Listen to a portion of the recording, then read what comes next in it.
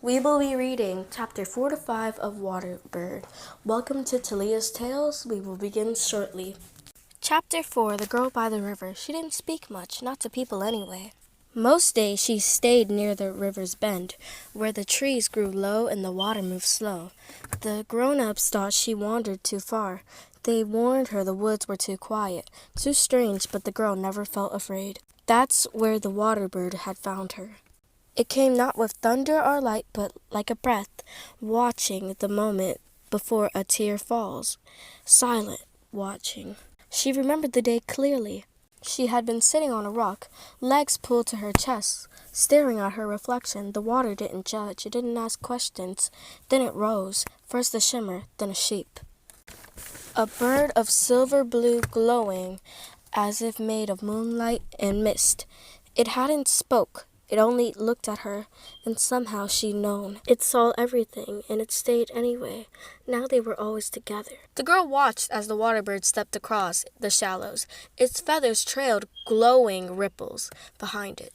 It didn't need to speak out loud. Its presence calmed her, filled a space she didn't know was empty. Sometimes when the girl placed her hands on the water, she could feel the echoes of something ancient, like the river itself remembered her, or perhaps it was waiting for her to remember it.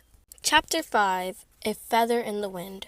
That morning, the girl followed the waterbird deeper into the forest, past the places she usually stayed. It led her to a pool she'd never seen, hidden in a ring of smooth stones and tall ferns that whispered when she passed. The waterbird dipped its wing into the pool, sending a perfect circle across the surface. The girl knelt beside it, watching closely. Something moved beneath the water. She leaned in close enough to see her own face, and something else behind it, another version of herself, one that stood taller, one wrapped in waves and light. She blinked, and the vision vanished.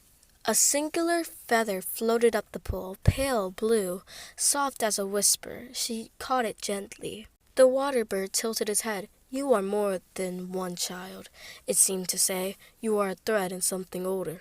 The girl didn't understand it yet, but she tucked the feather into her pocket. Something was changing. The river was watching, the water was remembering, and so was she. Thank you for tuning in for about 2 minutes.